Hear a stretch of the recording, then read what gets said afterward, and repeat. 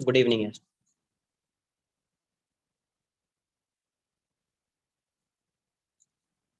पहले कुछ क्वेश्चंस करेंगे, फिर पैरेलल वाला पार्ट पढ़ेंगे।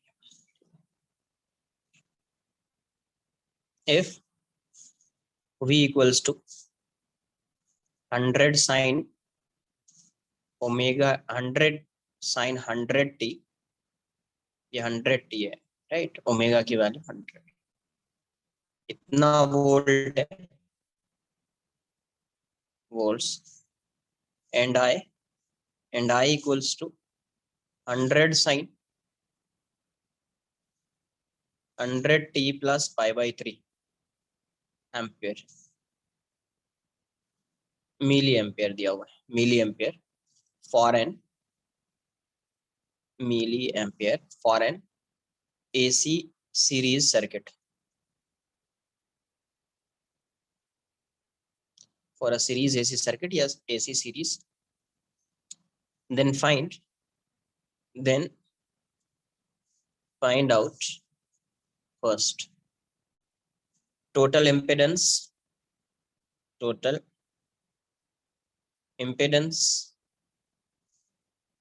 reactance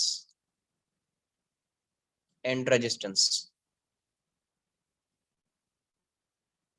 टोटल इम्पिडेंस फाइंड करना है, रिएक्टेंस फाइंड करना है एंड रेजिस्टेंस फाइंड करना है। Second, nature of circuit,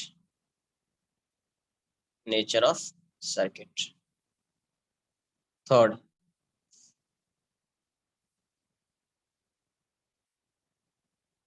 power consumed by the circuit,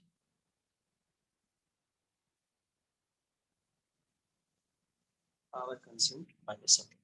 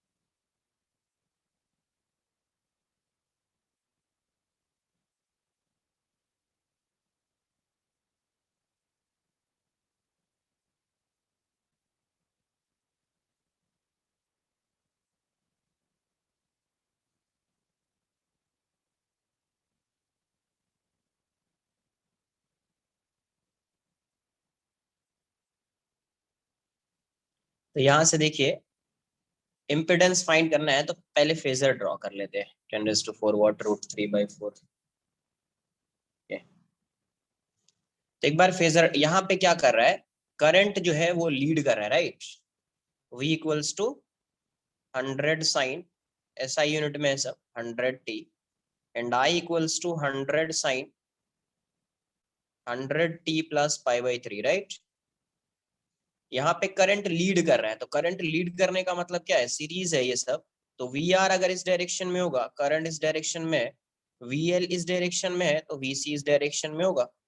अब करंट लीड कर रहा है, इसका मतलब नेट वोल्टेज इस डायरेक्शन में आ रहा है। ये VR है, तो ये नेट वोल्टेज इसका इस डायरेक्शन में आएगा और यही एंगल दिया हुआ है pi/3।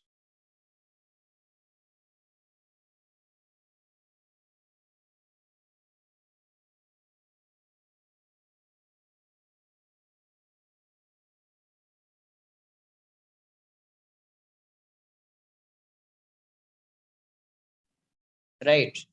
नेचर क्या आ जाएगा, कैपेसिटिव। नेचर तो आइडेंटिफाई कर लिया, कैपेसिटिव। अब अगर मैं फेजर बनाऊं इसका, phasor of impedance, phasor diagram of impedance, phasor diagram of impedance,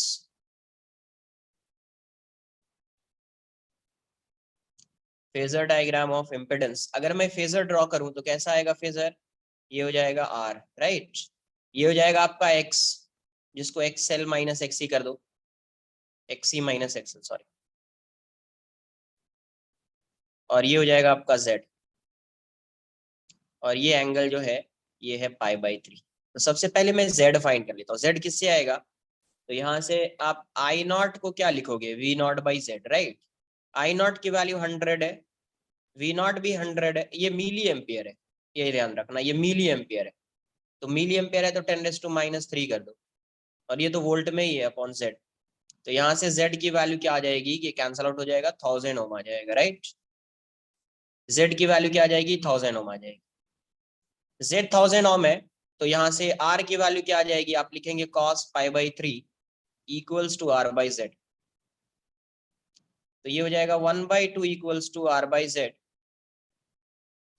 therefore Z equals R equals to z/2।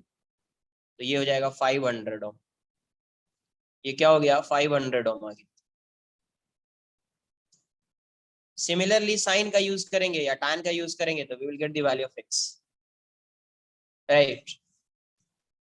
Note कर लो एक बार।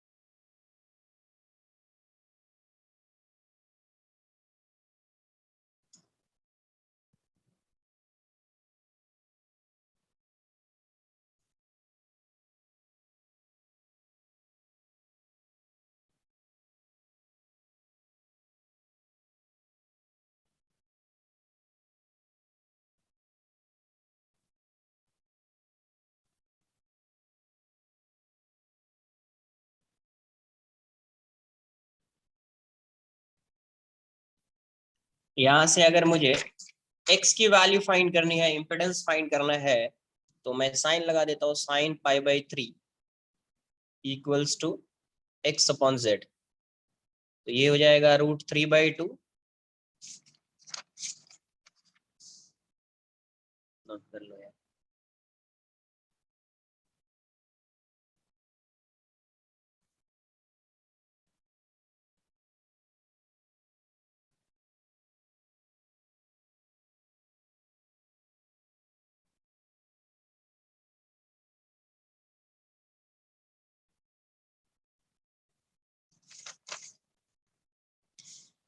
तो यहाँ से √3/2 अपॉन x/z आ जाएगा, therefore x equals to √3z/2। तो √3z इज, z कितना है? 1000 है, बाई 2, 500 √3, 500 √3 ओम। पावर फाइंड करना है, पावर क्या आ जाएगा यार? पावर, एवरेज पावर की वैल्यू जो हो जाएगी V0I0/2 into cos five. V0 100 है, ये 100 मिली एम्पियर, मतलब 10⁻³ cos फाइव इज cos π/3। तो ये वाली वैल्यू कितनी है? ये आ जाएगा 10/2 इंटू 1/2, राइट।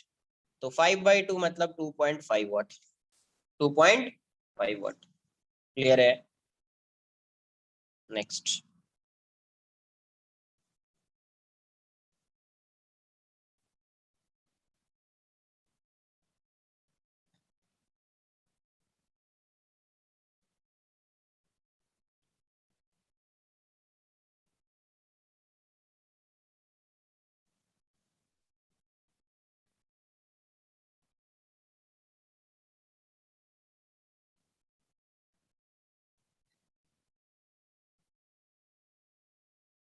यस आ दिया वो।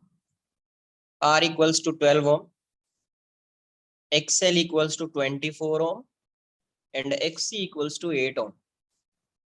V equals to 10 sin, सब ऐसा यूनिट में sin 100 pi t। क्वेश्चन में आपसे क्या पूछा गया? First find find the energy find the energy dissipated in 10 minutes second if the register is removed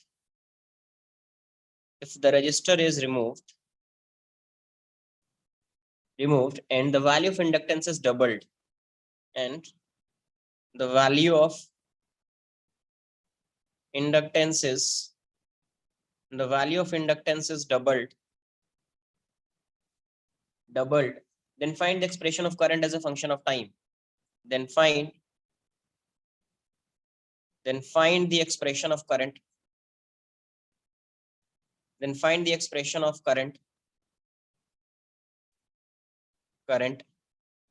as a function of time. Then find the expression of current as a function of time.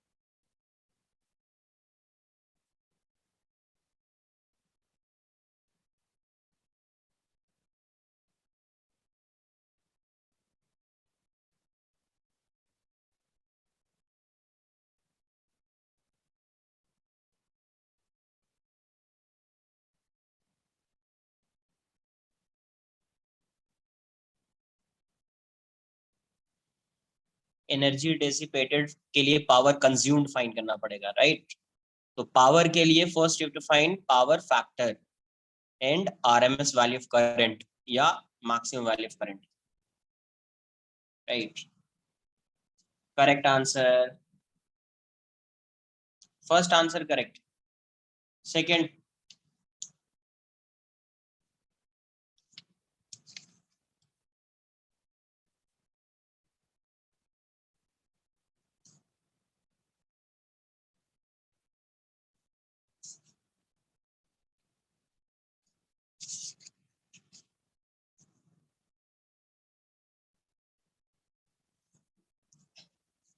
Phasor आ गया ना, question solve वहीं पे हो जाएगा, बस phasor आना चाहिए।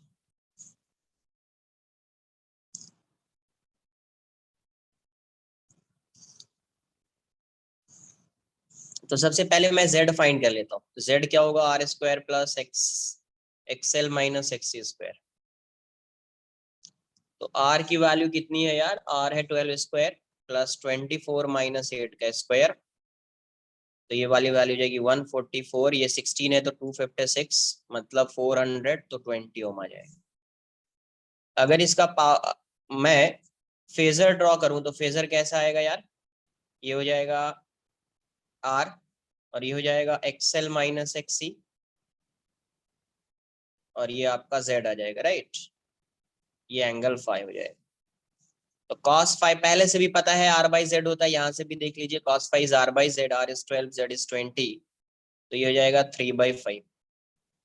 तो पावर फैक्टर ये आ गया, मतलब पावर कंज्यूम्ड ये आ गया, तो सॉरी पावर फैक्टर ये आ गया, तो पावर कंज्यूम्ड क्या आ जाएगा? पावर फैक्टर ये आ गया, तो पावर कंज्यूम्ड क्या हो जाएगा? V naught I naught by 2 into cos phi. V naught is given as 10, IRMS is V naught by Z, right? I naught is V naught by Z upon 2 into cos phi is 3/5. तो यहाँ से ये 5 आ गया, V naught is 10, Z is 20 into 3/5. 5 से 5 जाएगा, इससे ये जाएगा 1.5 वाट आ जाएगा। तो एनर्जी डेसिपेटेड क्या आएगा? एनर्जी डेसिपेटेड E की वैल्यू क्या हो जाएगी? P into T, right? Power into time. 1.5 time कितना है? 10 मिनट्स, मतलब 10 इंटू 60, तो ये हो जाएगा 900 जूल। तो फर्स्ट क्वेश्चन का आंसर क्या गया? 900 जूल। सेकेंड क्वेश्चन का आंसर है, अभी सर्किट में क्या है? तो एक इंडक्टर है और एक कैपेसिटर है। ये तो वही है, V equals to 10 sine 100 pi t. Current का इक्वेशन लिखना है। एक्सेल, अभी इंडक्टेंस डबल हो गया। देखो, इंडक्टेंस के डबल होने से सिर्फ इसका एक्सेल इंक्रीज होगा, -π/3, राइट आंसर। तो एक्सेल के इंक्रीज होने से, एक्सेल के इंक्रीज होने से वो ओमेगा नहीं पाई होगा, तुमने ओमेगा लिख दिया, बट वो समझ रहे हैं। एक्सेल की वैल्यू क्या हो जाएगी? पहले कितना था? 24, राइट? तो अभी ये 48 हो जाएगा, क्योंकि एल चेंज हो रहा है, ओमेगा चेंज नहीं हो रहा है। ओमेगा चेंज होगा तो ये भी चेंज हो जाएगा, सिर्फ एल चेंज हो रहा है, इसीलिए। एक्सी की वैल्यू कितनी आ गई? 8। तो यहां से जेड क्या आ जाएगा यार? फेजर डायग्राम इसका कैसा हो जाएगा? करंट इस डायरेक्शन में जा रहा हो, ये एक्सएल है, ये एक्सी है। फेज डिफरेंस, करंट और यहाँ पे वोल्टेज का फेज डिफरेंस कितना होता है? करंट एंड वोल्टेज का फेज डिफरेंस π/2। यहाँ पे भी π/2, यहाँ पे वोल्टेज लीड कर रहा होता है, यहाँ पे करंट लीड कर रहा होता है। तो बेसिकली वीसी इसी डायरेक्शन में आएगा, वीसी भी लिख दो, वीएल भी लिख दो, ऐसा ही आएगा। बट ये ग्रेटर है, तो नेट इस डायरेक्शन में आएगा, नेट वोल्टेज इस डायरेक्शन में आएगा, राइट? तो z की वैल्यू को पहले लिख लेता हूँ। z क्या हो जाएगा? XL minus XC. तो 48 माइनस 8 40 हो। नोट कर लीजिए, इसका आंसर नहीं है।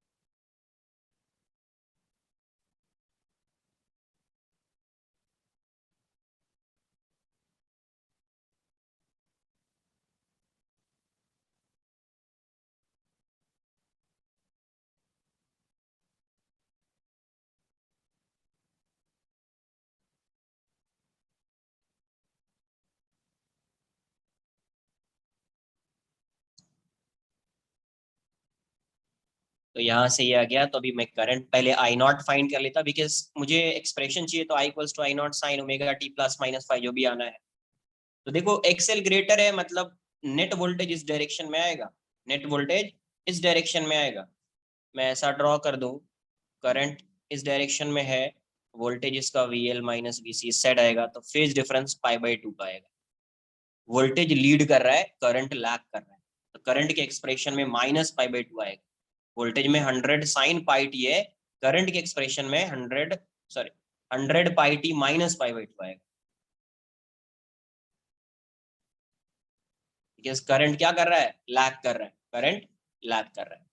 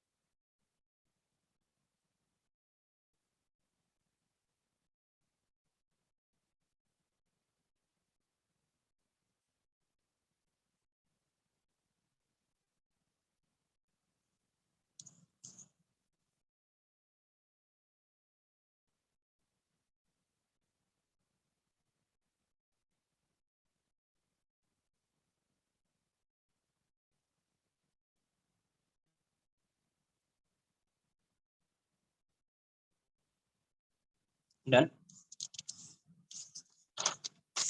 तो आई नॉट फाइंड कर लेते हैं पहले। आई नॉट की वैल्यू क्या हो जाएगी, V naught by Z. V naught क्या है, 10 है। जेड की वैल्यू अपने को क्या आई, 40, तो 1/4 एम्पियर।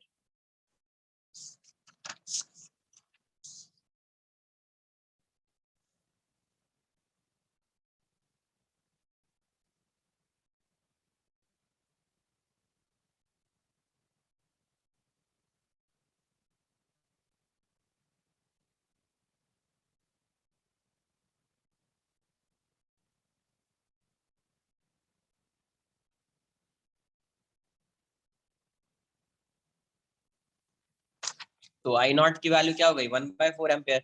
हेंस आई क्या लिखोगे, I equals to I naught sine 100πt minus π/2, -π/2। तो यहाँ से आई की वैल्यू क्या आ जाएगी, 1/4 साइन 100πt माइनस π/, ये इसका आंसर है।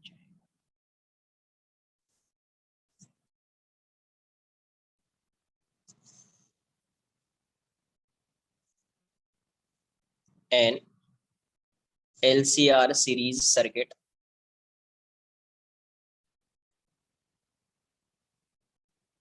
with 100 ohm resistance, 100 ohm resistance is connected to an AC source, AC source of voltage 200 volt and angular frequency, angular frequency. मुझे ये बताओ, ये वोल्ट जो दिया हुआ 200 वोल्ट वो आरएमएस वैल्यू है या मैक्सिमम वैल्यू है, आरएमएस। क्या है, RMS, right. 300 radian per second. when only the capacitance, only the capacitor is removed, capacitor is removed, the current lags behind the voltage, behind the voltage by 60 degree. बताया है read क्या करता है, RMS. जब भी ऐसा दिया हुआ है सिर्फ वोल्ट, फंक्शन नहीं दिया हुआ है, फंक्शन होगा तो उसमें मैक्सिमम गिवन होगा। जब भी इस टाइप की कुछ वैल्यू गिवन होगी वो आरएमएस, क्योंकि उसका जो रीड करता है वोल्ट मीटर, वो क्या रीड करता है, आरएमएस वैल्यू रीड करता है। क्या रीड करता है, RMS value. when only the capacitor is removed, the current lags behind the voltage by 60 degree. When only the inductor only the inductor only the inductor is removed, the current leads the voltage, by 60 degree. Calculate the current, and power dissipated, and the power dissipated in the LCR, circuit, LCR circuit, the LCR circuit। बताइए क्या answer है।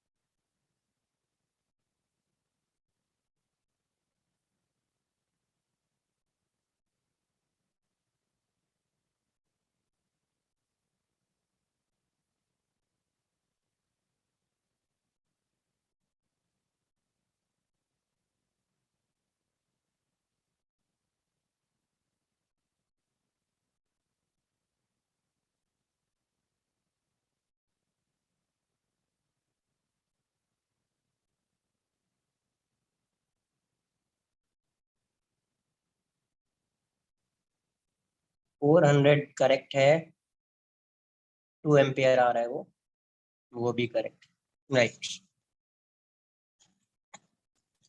इसका मतलब तुमको समझ में आ चुका है ये concept.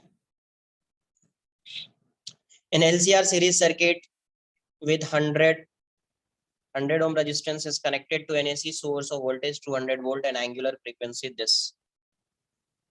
When only capacitor is removed, the current lags behind voltage by 60 degree. मतलब फर्स्ट केस में क्या है, फर्स्ट केस में इंडक्टर है और रजिस्टर है, 200 वोल्ट 300 रेडियन पर सेकेंड, ये L है और ये वाली वैल्यू R गिवन है 100। ठीक है, अभी यहाँ जो फेज डिफरेंस आ रहा है, तो देखो VR तो इस डायरेक्शन में आएगा, VL इस डायरेक्शन में आएगा, करंट इस डायरेक्शन में आएगा। अभी क्या बोल रहा है, current lags behind voltage by 60 degree. इसका मतलब इन दोनों का जो नेट वोल्टेज आने वाला है VRMS की अगर मैं बात करूं, इस डायरेक्शन में आएगा और ये एंगल 60 डिग्री होगा, राइट। ये एंगल क्या होगा, 60 डिग्री होगा। तो अगर मुझे tan 60 फाइंड करना है, tan 60, क्योंकि मुझे मैं L फाइंड कर लेता हूँ, L चाहिए, LCR सर्किट से पूछ रहा है तो मुझे L चाहिए, Z फाइंड करना पड़ेगा, Z के लिए L चाहिए, C भी चाहिए। तो सेकंड इन्फॉर्मेशन का यूज करके मैं C फाइंड करूंगा, फर्स्ट इन्फॉर्मेशन का यूज करके मैं L फाइंड करूंगा। tan थीटा क्या हो जाएगा, VL बाई VR। तो √3 इक्वल्स टू VL मतलब I into IRMS into XL by IRMS into R। तो ये तो कैंसल आउट हो जाएगा, देयरफॉर XL इज √3R। तो XL की वैल्यू क्या हो जाएगी, √3 इंटू 100, तो 100 √3 तो फर्स्ट इन्फॉर्मेशन का यूज करके XL फाइंड कर लिया, नोट कर लीजिए। सेकंड का यूज करके XC आ जाएगा, सेकंड का यूज करके क्या आ जाएगा, XC आ जाएगा।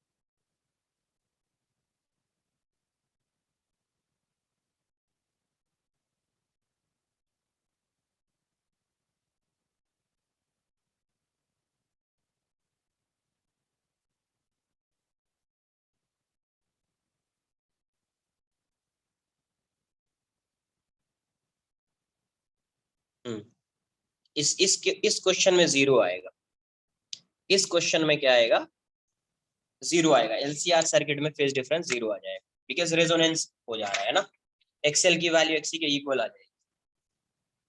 यस, अब देखो सेकंड केस क्या है, नोट कर लिया ना यार उसको। सेकंड केस क्या है, L को रिमूव किया तो कैपेसिटर है और एक रजिस्टर है, ऐसा है सेकंड। ये R तो 100 ही होगा, इसको मैं XC बोल देता हूँ यहाँ पे। यहाँ पे अगर फेजर आप ड्रॉ करेंगे तो VR इस डायरेक्शन में, या R का फेजर ड्रॉ कर लो ना, कुछ तो रहा था नोट के, नोट कर लो।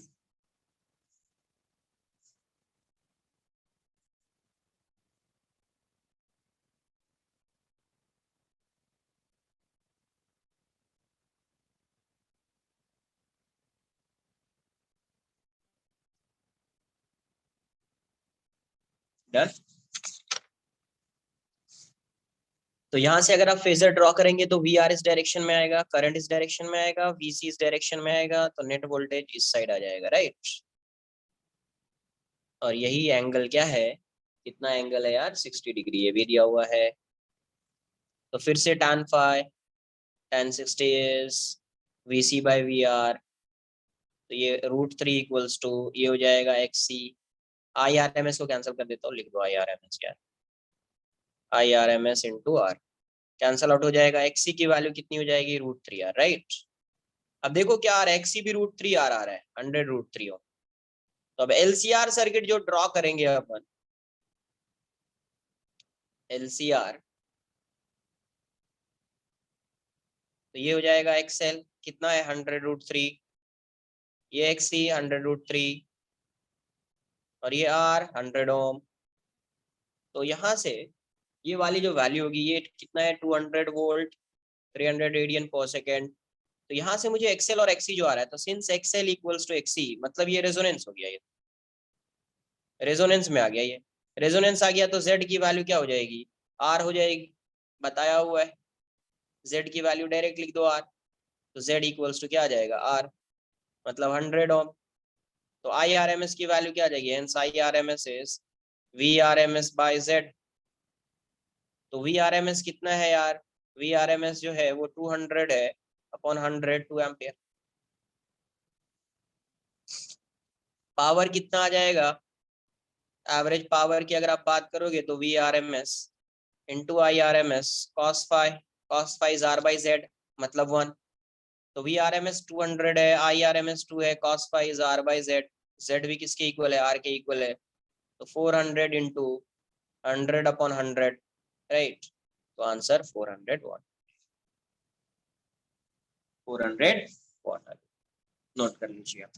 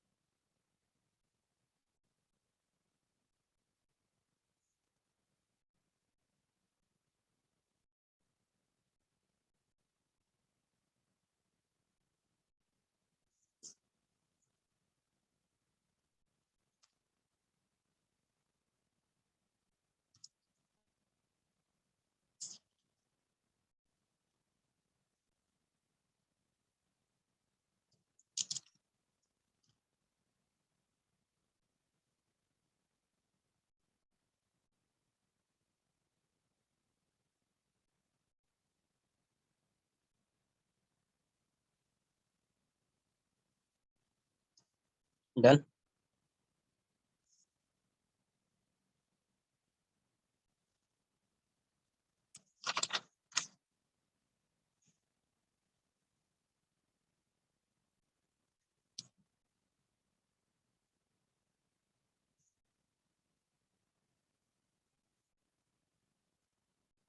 A series LCR circuit containing a resistance of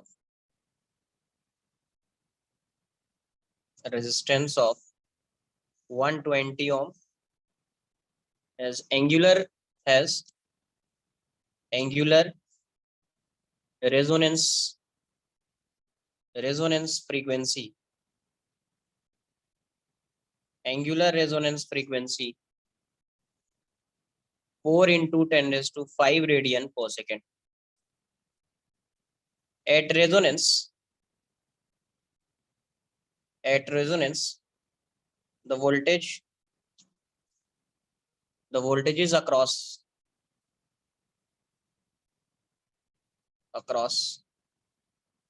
resistance and inductance are 60 volt and 40 volt respectively. 60 volt and 40 volt respectively. Find the values of L and C at what frequency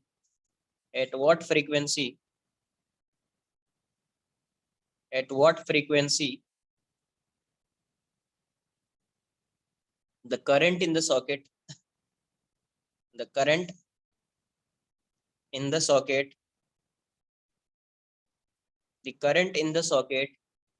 lags the voltage by phase by 45 degree.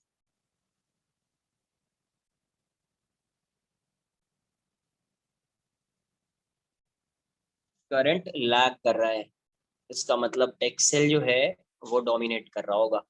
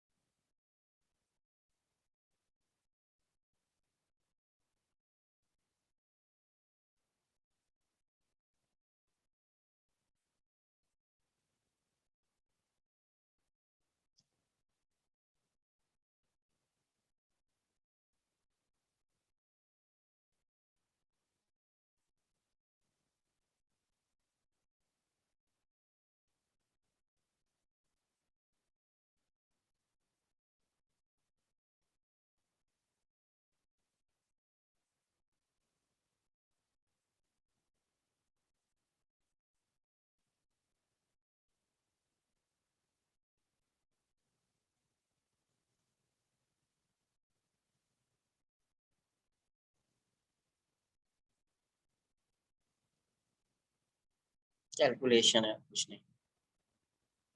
Are की value दी है 120 ओम. Omega R resonance frequency दी हुई है 4 into 10⁵ radian per second. तो resonance पे क्या होगा? At resonance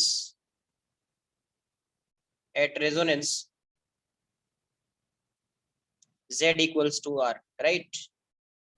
तो RMS की वैल्यू क्या हो जाएगी? And IRMS equals to VRMS by Z, और VRMS is nothing but VR, right? VR by R. तो ये हो जाएगा 60 upon 120 1/2, है ना। VRMS की वैल्यू VR के इक्वल हो जाएगी, because VL equals to VC, वो तो कैंसल आउट हो जाएगा, तो नेट वोल्टेज जो है वो VR के इक्वल होगा, तो 60/120 इतना आ जाएगा, तो ये हो जाएगा IRMS। ना अगर मुझे L फाइंड करना है तो VL दिया हुआ है, वोल्टेज अक्रॉस इंडक्टर दिया हुआ है, इसको आप क्या लिखेंगे, IRMS इंटू XL, राइट। तो ये दिया हुआ है आपका 40, IRMS is 1/2, XL is omega into L, omega R into L बोल दीजिए, तो ये हो जाएगा 80, omega R is 4 into 10⁵ into L, तो ये आ जाएगा 20, therefore L equals to 20 into 10⁻⁵, तो L की वैल्यू कितनी हो जाएगी, 0.2 मिली हेनरी।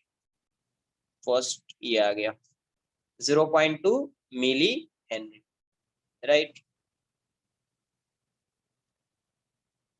नेक्स्ट, अपने को पता है ओमेगा आर की जो वैल्यू है वो क्या है, 1/√LC। एल फाइंड कर लिया, सी फाइंड करना है, तो ओमेगा आर स्क्वायर की वैल्यू क्या हो जाएगी, 1/LC, therefore C equals to 1/ओमेगा आर स्क्वायर इंटू एल, तो 1/16 into 10⁻10 into L is 20 into 10⁻⁵, तो कैलकुलेट कर लीजिए, तो C की वैल्यू यहाँ से आ जाएगी आपको 10⁻⁻6/32, है ना, तो ये हो जाएगा 1/32 micro farad, 1/32 micro farad, right, note कर लिया जाए।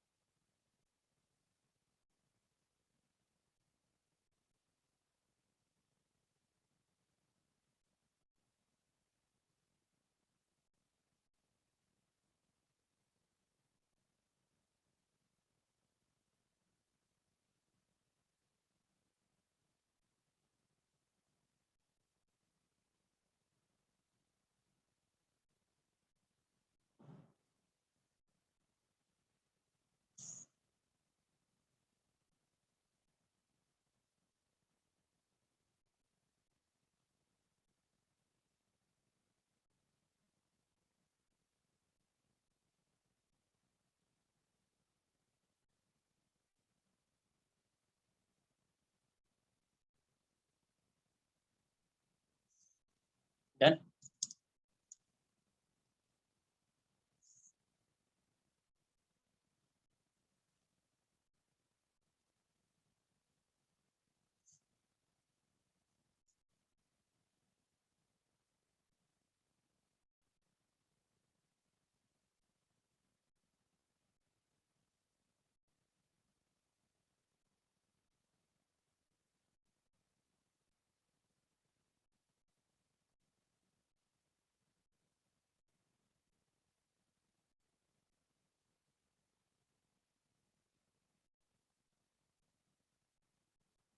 नोट कर लिया क्या इसको,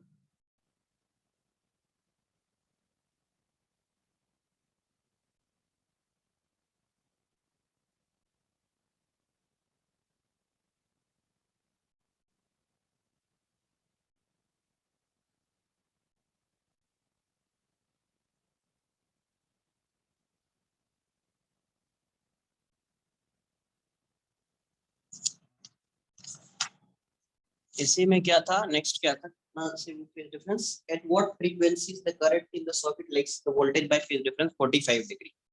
तो एक चीज क्लियर होनी चाहिए कि अगर करंट लैग कर रहा है तो वी आर तो इस डायरेक्शन में, VL इस डायरेक्शन में, VC इस डायरेक्शन में, करंट इस डायरेक्शन में, करंट लैग कर रहा है, इसका मतलब VL ग्रेटर होगा VC से, ये ऐसा हो जाएगा VL माइनस VC और ये VR, तो नेट ऐसा आ जाएगा V, राइट। और यही है 45 डिग्री। करंट यहाँ पे अभी देखो करंट लैग कर रहा है, करंट क्या कर रहा है, लैग कर रहा है, राइट। तो यहाँ से अगर मैं लिखूं tan 45 डिग्री, तो यहाँ से क्या आ जाएगा, VL minus VC upon VR। तो tan 45 is 1, VL is IRMS into XL, ये IRMS into XC upon IRMS into R। IRMS cancel out हो जाएगा, तो I equals to XL minus XC upon R। तो R इक्वल्स टू क्या आ जाएगा, XL is omega L upon omega C। ये कितना दिया हुआ है, 120, R is 120 omega square LC minus 1 upon omega C। तो 120 omega C equals to omega square LC minus 1। तो यहाँ से 120 ओमेगा, ये 10 raise to minus 6/32 omega square L into C. L into C की वैल्यू कितनी है, ओमेगा अंडर रूट ओमेगा 1/ओमेगा R, right. तो पुट कर दीजिए value, 20 into 10 raise to minus 5 into 10 raise to minus 6 upon 11, ये 32, राइट, माइनस 1। तो यहाँ से ओमेगा में मुझे क्या आ गया, क्वाड्रेटिक आ गया, राइट। तो ओमेगा में क्वाड्रेटिक है, एलसीएम लो ना, सॉल्व करो। ओमेगा में क्वाड्रेटिक है, जब तुम सॉल्व करोगे इसको, ओमेगा की वैल्यू ये आएगी 8 into 10 raise to 5 radian per second. इसको तो सॉल्व कर ही सकते हैं, ओमेगा में क्वाड्रेटिक है, राइट। अरे हो जाएगा ना यार।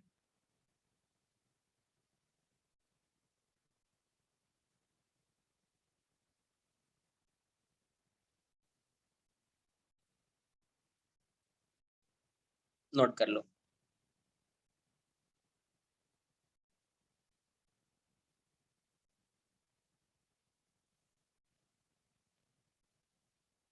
तो इस टाइप के क्वेश्चंस आएंगे तो आपसे हो जाना चाहिए। एक बार रीड करो डायग्राम, मतलब फेजर डायग्राम ड्रॉ करो, फिर क्या आ रहा है नहीं आ रहा है एक बार देखिए उसको, ठीक है, तो आ जाना चाहिए।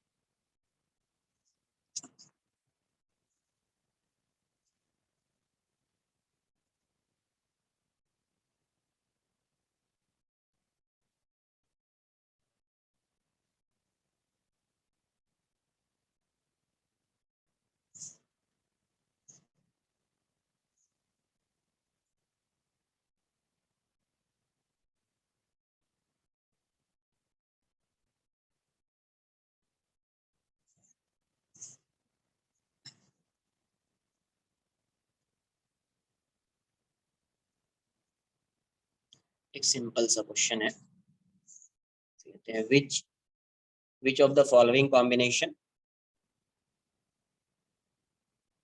जेई मेन में इस टाइप के क्वेश्चन आ सकते हैं जो लिख रहा हूँ। Following combination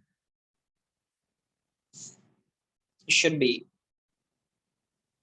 should be selected for selected for better tuning of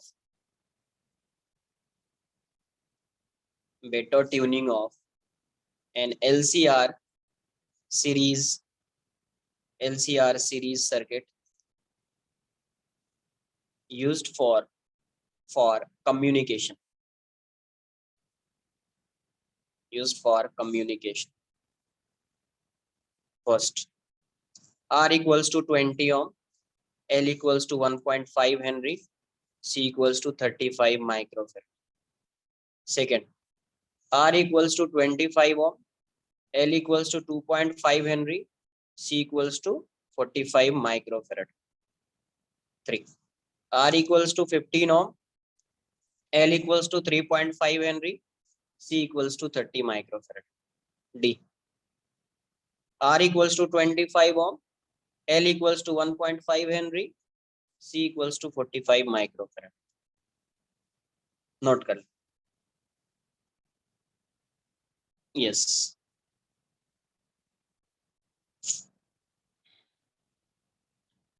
NCERT का ही शायद क्वेश्चन हो, पता नहीं। बेटर ट्यूनिंग का मतलब क्या है, बेटर ट्यूनिंग, हाँ, बेटर ट्यूनिंग मतलब क्वालिटी फैक्टर, इसलिए ये क्वेश्चन करा दिया। Better tuning means quality factor. For better tuning Q factor should be high, should be high. Q factor क्या होना चाहिए? Should be high. तो इसमें जो क्यू फैक्टर फाइंड करोगे तो थर्ड केस में, थर्ड वाले में, इसमें क्यू फैक्टर मैक्सिमम आएगा। इस केस में क्यू फैक्टर क्या आएगा? मैक्सिमम आएगा।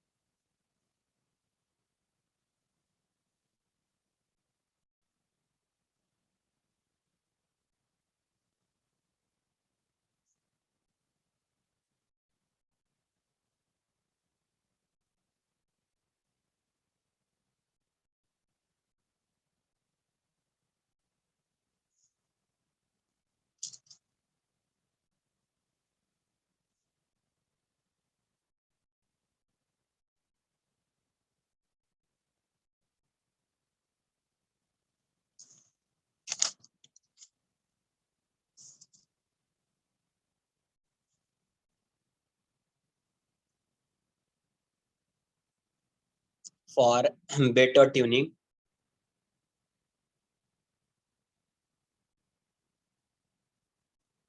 quality factor Q factor should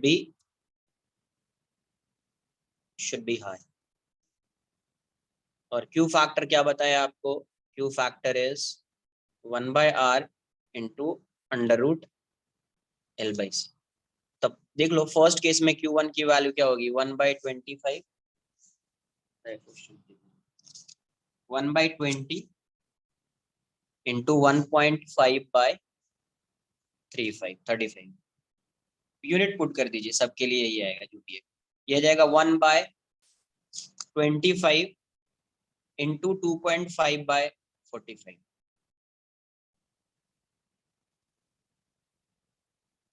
10⁻⁻6 भी पुट करते जाइए। 10⁻⁻6 Q3 की वैल्यू आ जाएगी 1/15 इंटू 3.5। सॉल्व नहीं करना है, ऐसा नहीं कि सॉल्व करने के लिए सॉल्व नहीं करना है, बिल्कुल भी देख लेना है कि हाँ, डायरेक्ट ऑप्शन ही देखकर बता देना है। इतना नहीं कि ऐसे मैं जो सॉल्व कर रहा हूँ अभी वैसा सॉल्व बिल्कुल मत करो यार। 45 इंटू 10⁻⁻6। तो इन सब में देखो डिनोमिनेटर में ये सबसे स्मॉलर है, मतलब ये वैल्यू ग्रेटर होगी। अब देख लीजिए डिनोमिनेटर इसका लेस है, न्यूमिनेटर ग्रेटर है, मतलब Q3 जो है ये मार्क्स, ये मार्क्स, तो आंसर 3 आ जाएगा। आंसर क्या आ जाएगा? राइट। नेक्स्ट, इस टाइप का क्वेश्चन जो होगा वो आपसे हो जाना चाहिए। क्या बोलते? इस टाइप का क्वेश्चन आपसे हो जाना चाहिए, सॉल्व हो जाना चाहिए। राइट। नेक्स्ट लिखेंगे parallel combination. Parallel combination,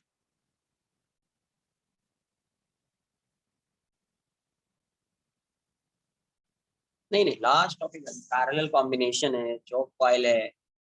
parallel combination के बाद आएगा चोक कॉइल, फिर आएगा ट्रांसफॉर्म। अरे कंप्लीट करने का तो तुरंत हो जाएगा, बट क्वेश्चंस होना इम्पोर्टेंट। देखो यार, एक बताऊंगा बाकी सब आ जाए, कुछ नहीं करना है आपको। एक को एक्सप्लेन करता हूं मैं, ठीक है, बाकी आपसे खुद से हो जाएगा। फेजर आता है सॉल्व हो जाएगा, फेजर नहीं आएगा नहीं होगा, सिंपल। कॉम्प्लेक्स नंबर का यूज करके भी, आयोटा का यूज करके भी आप सॉल्व कर सकते हैं, वो भी थोड़ा डिस्कस कर लूंगा मैं। V0 sign LCR, right. अब देखो यहाँ पे जो करंट फ्लो कर रहा है, यहाँ पे ये आई, इसमें करंट होगा IR, इसमें करंट IC, और इसमें करंट IL। आप डायरेक्टली आप ऐसा नहीं लिख सकते I = IR plus IC plus IL, सिर्फ ऐसा लिखा तो रॉन्ग हो जाएगा। ये क्या आ जाएगा? ऐसे नोट करके कट कर, डीसी सर्किट होता तो लिख सकते, बट इसमें तो नहीं लिख पाएंगे। इसमें फेजर इंपॉर्टेंट। क्या इंपॉर्टेंट? Phasor important. तो पहले मैं आपको फेजर से बताता हूँ, ठीक है। तो फेजर डायग्राम इसका क्या आएगा? फेजर डायग्राम, तो फेजर डायग्राम आप देखिए, तो वोल्टेज इसके अक्रॉस, इसके अक्रॉस, इसके अक्रॉस सेम है, यही आएगा V naught sine omega T. सबके अक्रॉस वोल्टेज सेम है, तो वोल्टेज को मैं इस डायरेक्शन में कंसिडर कर, वोल्टेज इस डायरेक्शन। अब देखो, इसमें जो वोल्टेज और करंट होगा, आर के अक्रॉस जो वोल्टेज ड्रॉप होता है और करंट जो फ्लो करता है सेम फेज में होता है, मतलब आई आर इस डायरेक्शन, आई आर इस डायरेक्शन में होगा। अब इसमें जो वोल्टेज और करंट है, कैपेसिटर की बात कर रहे हैं अपन, कैपेसिटर में वोल्टेज एंड करंट है, उसके बीच फेज डिफरेंस होता है π/2। और इसमें जो करंट है वो लीड कर रहा होता है, करंट लीड करता है, current leads voltage by phase π/2। तो इसमें जो वोल्टेज है वो ये है, तो करंट लीड कर रहा है, करंट इस साइड आ जाएगा आईसी, करंट लीड कर रहा है, करंट इस साइड आ जाएगा आईसी। इसमें जो वोल्टेज और करंट है उसके बीच भी फेज डिफरेंस π/2 है, बट इस केस में वोल्टेज लीड करता है, करंट लैग करता है। तो इसके अक्रॉस जो वोल्टेज है वो ये है, करंट लैग कर रहा है, इस साइड आ जाएगा आईएल,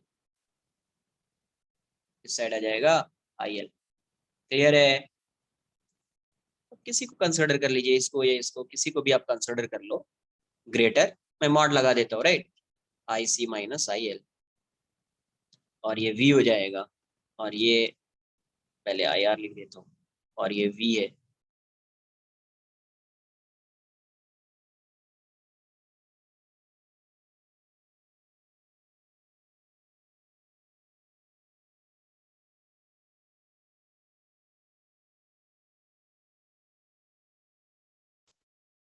नेट करंट इस डायरेक्शन में,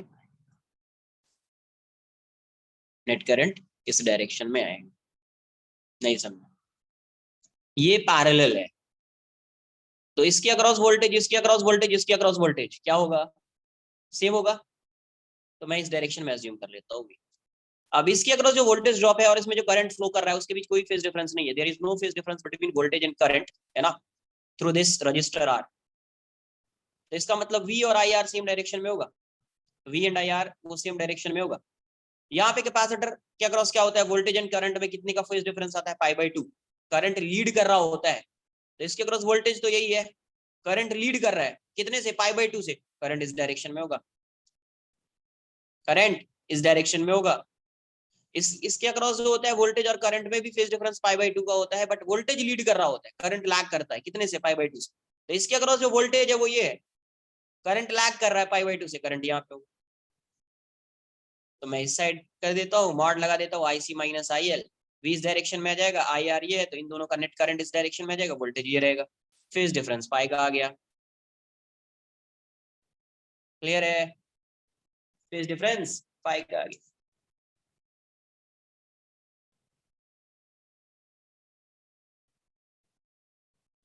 नोट कर लो इतना पहले। अब अपने को नेट करंट आ जाएगा under root this square plus this square, I R M S equals to this square plus this square. तो यहाँ पे करंट लीड कर रहा है, वोल्टेज का इक्वेशन गिवन है ना, you can find the expression of current as a function of time, as a function of time find कर सकते हैं, पावर फाइंड कर सकते हैं, पावर फैक्टर फाइंड कर सकते हैं।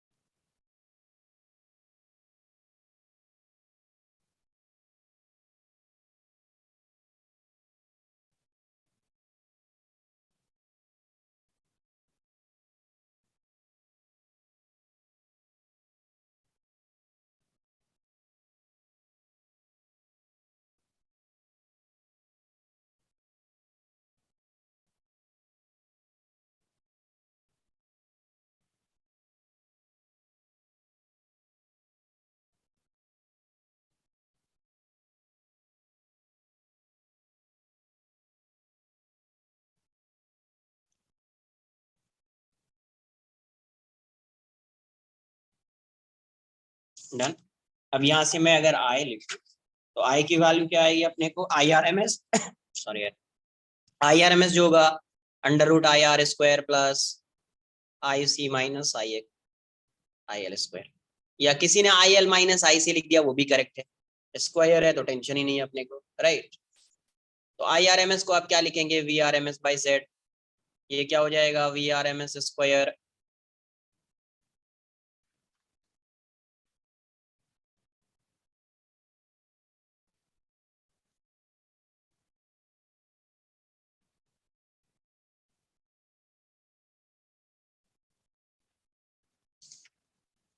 तो ये क्या हो जाएगा V R M S square by R square plus ये हो जाएगा V R M S upon X C minus V R M S, सबका V R M S same होगा, अपॉन एक्सएल स्क्वायर।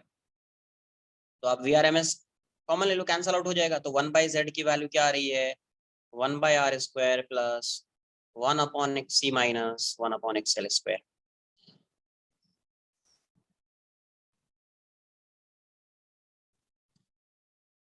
तो यही वाली वैल्यू क्या है, इसको आप ऐसे भी लिख सकते थे, a equals to 1/z admittance 1/r square plus 1/xc minus 1/xl। अब देख लो सर्किट में कौन सा कंपोनेंट है कौन सा कंपोनेंट नहीं है, जो नहीं है उसको हटा देना, उसको नेग्लेक्ट करेंगे, राइट।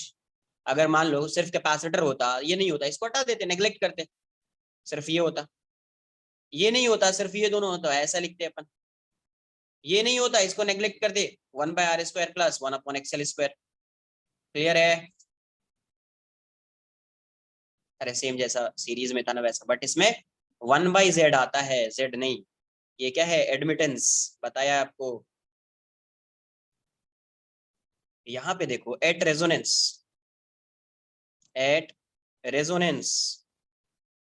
सीरीज में क्या होता था, रेजोनेंस पे z मिनिमम होता था, eight resonance admittance would be minimum. Admittance admittance क्या होगा, एडमिटेंस इज मिनिमम और इम्पिडेंस इम्पिडेंस इज मैक्सिमम। अब ये बताओ इम्पिडेंस एडमिटेंस मिनिमम है और इम्पिडेंस जो है एडमिटेंस मिनिमम और इम्पिडेंस जो है वो मैक्सिमम। तो इम्पिडेंस मैक्सिमम का क्या मतलब, इम्पिडेंस मैक्सिमम है, इसका मतलब करंट जो है मिनिमम हो जाएगा ना, राइट। तो क्या ऐसे फ्रीक्वेंसी को ये सर्किट अलाउ करेगा क्या,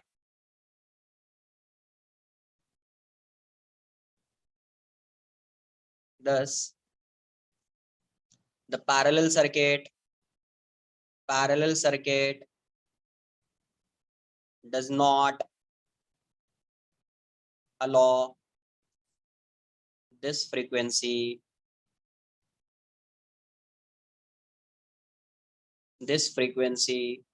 from the source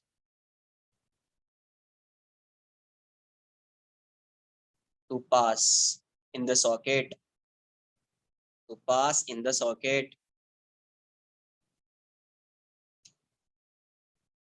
due to this reason the socket with such a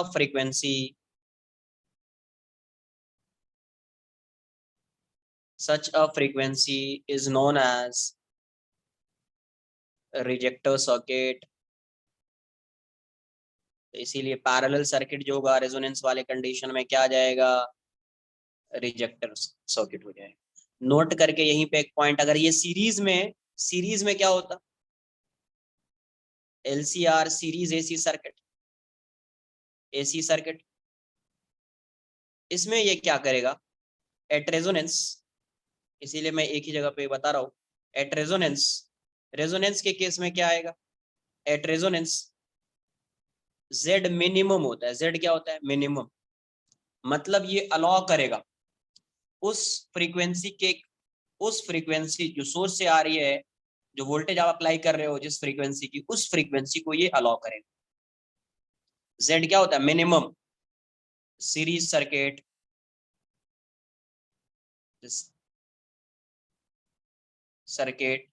allow omega r from the source.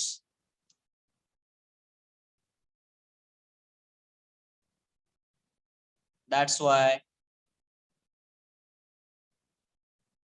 it is also called acceptor circuit. उसको एक्सेप्ट करेगा ये ओमेगा आर को। तो सीरीज एलसीआर सर्किट जो होता है रेजोनेंस वाले condition में उसको क्या बोलेंगे, एक्सेप्टर, और पैरेलल को क्या बोलेंगे आप, रिजेक्टर। राइट, ये मिनिमम है एंड करंट क्या हो जाएगा, इंपेडेंस मिनिमम है तो करंट, इंपेडेंस मैक्सिमम है तो करंट क्या होगा, मिनिमम। और इसमें करंट क्या होता था सीरीज में, मैक्सिमम होता था। क्लियर है? तो सीरीज एक्सेप्टर होगा, पैरेलल रिजेक्टर। नोट कर लीजिए, इसको आप कॉम्प्लेक्स नंबर का यूज करके भी इसको सॉल्व कर सकते हैं। थोड़ा लेंथी हो जाता है बट आप सॉल्व कर सकते हैं, वो भी मैं बता देता हूँ कैसे सॉल्व करेंगे आप।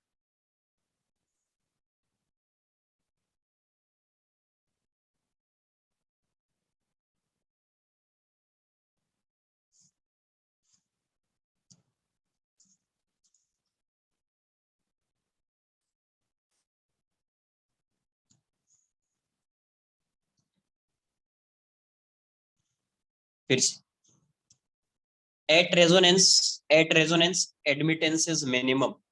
ये एडमिटेंस मिनिमम होगा। देखो एडमिटेंस क्या आ रहा है, under root this square plus this square, right. तो आप इसको तो जीरो नहीं कर पाओगे ना यार, इस टर्म को जीरो कर सकते हो।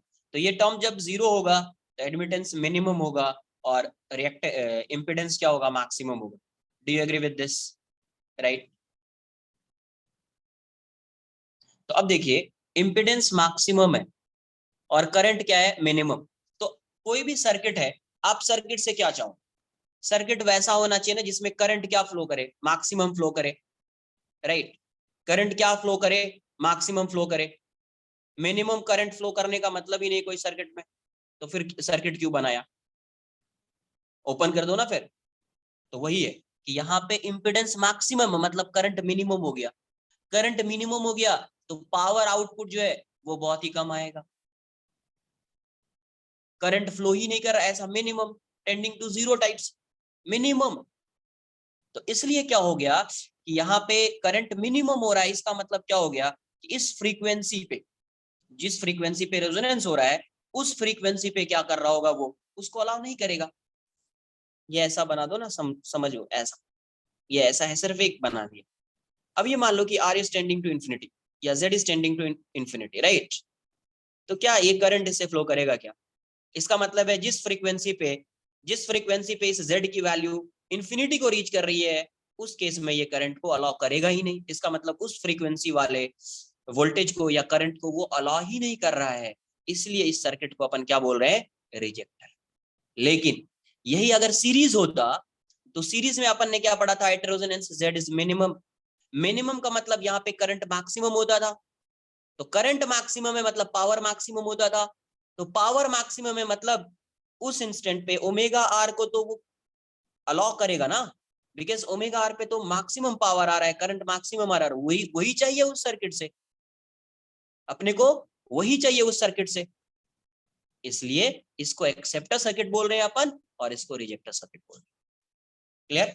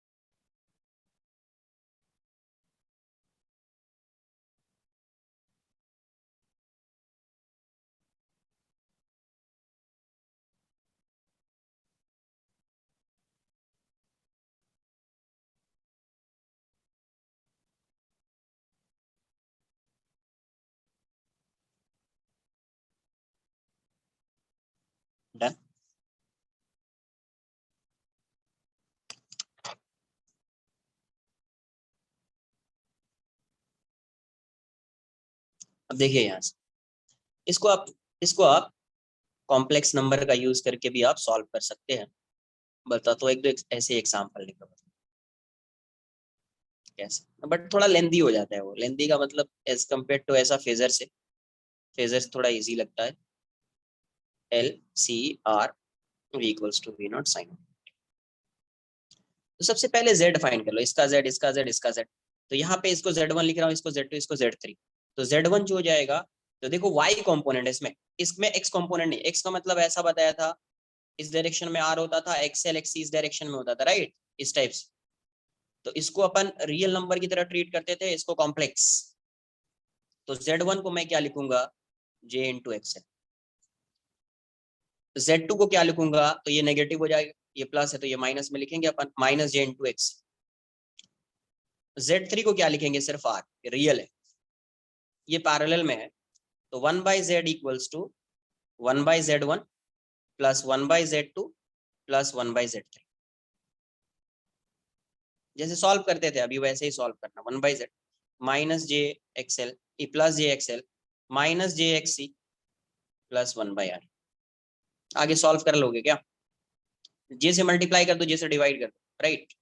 मैं यहाँ से माइनस जे से मल्टीप्लाई कर देता हूँ, या जे से मल्टीप्लाई कर दिया, जे से डिवाइड कर दिया, तो जे इंटू जे -1 हो जाएगा, तो ये जाएगा minus J upon XL.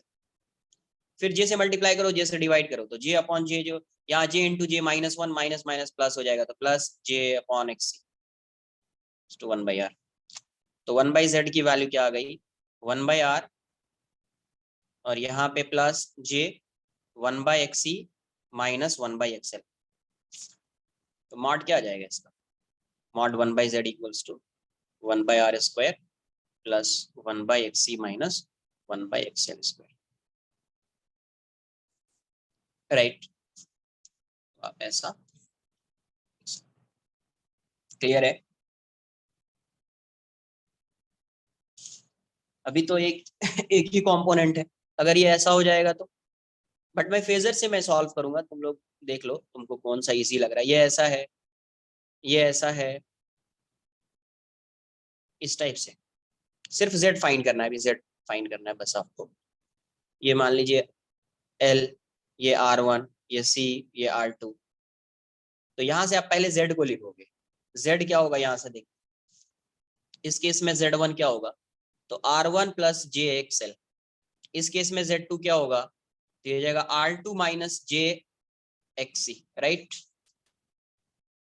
z1 is r1 plus jxl, r2 is z2 is r2 minus jxc। Minus क्यों लिखा, वो पता है अपने को, ये r इस साइड है, xl इस साइड है और xc इस साइड है। तो ये पैरेलल में हो गया, अभी ये पूरा z1 आ गया, ये टोटल z2 है। तो 1/z is 1/z1 plus 1/z2। तो 1/r1 plus jxl plus 1/r2 minus jxl। तो आप क्या करोगे, फिर से इसको मल्टीप्लाई करोगे, आर माइनस जे एक्सएल या आर प्लस जे एक्सएल, जिससे मल्टीप्लाई करना है आप कर दो। डिनोमिनेटर से आपको जे को रिमूव कर देना है बस, न्यूमिनेटर में होना चाहिए जे। तो फिर से समथिंग रियल प्लस ये कॉम्प्लेक्स वाला टर्म आएगा, तो अंडर रूट आ जाएगा क्या ये, जब मैं सॉल्व कर देता हूँ देख लो। 1/z मल्टीप्लाई कर देता हूँ मैं माइनस, तो r1 minus J XL, minus से मल्टीप्लाई किया तो a प्लस बी, ये हो जाएगा a माइनस बी, डिवाइड भी कर दिया, राइट। मल्टीप्लाई किया तो डिवाइड भी किया, तो ये हो जाएगा r1 square plus XL square. यहाँ से क्या आ जाएगा, प्लस से मल्टीप्लाई कर दो इसको, तो r2 प्लस जे एक्स सी ये हो जाएगा r2 square plus minus minus minus, तो प्लस हो जाएगा प्लस एक्स सी स्क्वायर, इतना आ जाएगा। रियल को अलग करेंगे अपन, नोट कर लो इतना, मैं नोट कर लो। You can find the value of z, but phasor से करो ना, सिंपल हो जाएगा।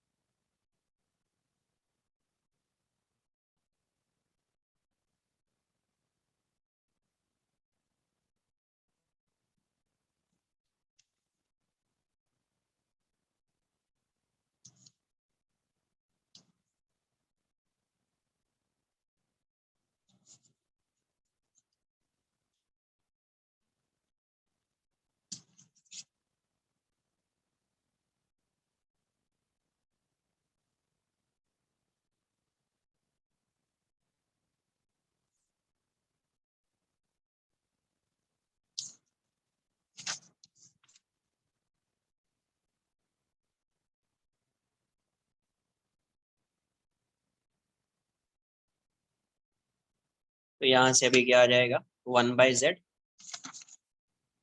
1/z equals to r1/r1 square plus XL square minus J XL by r1 square plus XL square plus r2/r2 square plus XC square minus plus J XC upon r2 square plus XC square. तो यहाँ से आप 1/z को क्या लिखोगे, ये हो जाएगा r1/r1 square plus XL square plus r2/r2 square plus XC square, ये रियल हो गया जे, और ये हो जाएगा XC upon r2 square plus XC square minus XL upon r1 square plus XL square, और ये इसका कॉम्प्लेक्स पार्ट है। तो 1/z equals to under root this square plus this square, this square plus this square. एक question करते हैं।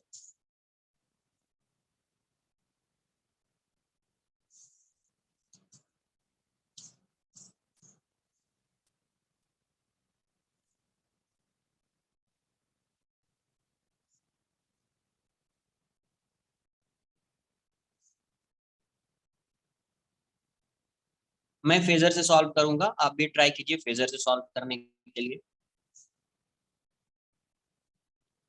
20 volt, 100 radian per second, 100 microfarad, 100 ohm, 50 microfarad, 50 ohm, 0.5। ये information given है। फाइंड क्या करना है, first find the voltage across, find the voltage, voltage बोला तो VRMS राइट, वोल्टेज मतलब VRMS, वोल्टेज अक्रॉस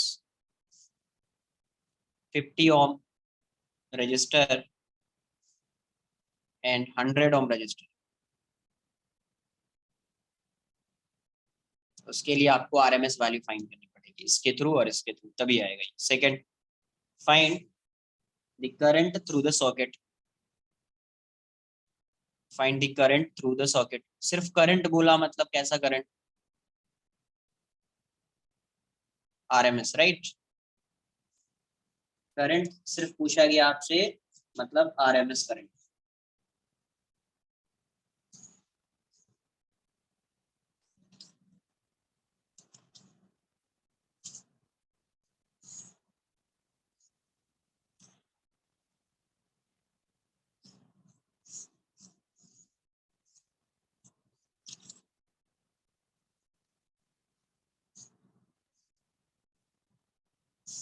अलग अलग से आप Z1 Z2 फाइंड करके भी सॉल्व कर सकते हैं, फेजर आता है तो उससे डायरेक्ट हो जाएगा।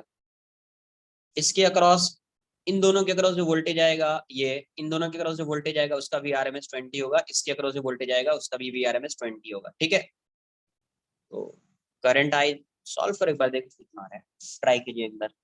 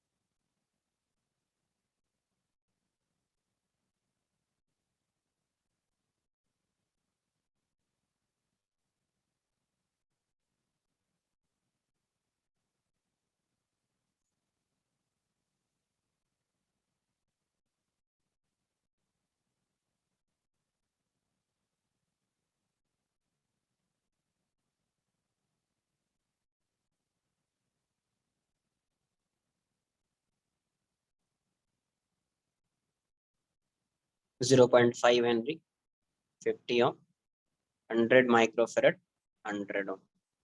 इससे करंट सपोज आई जा रहा है, मैं इस साइड से करंट I1 मान रहा हूँ, आरएमएस वैल्यू ये सब, ये आई।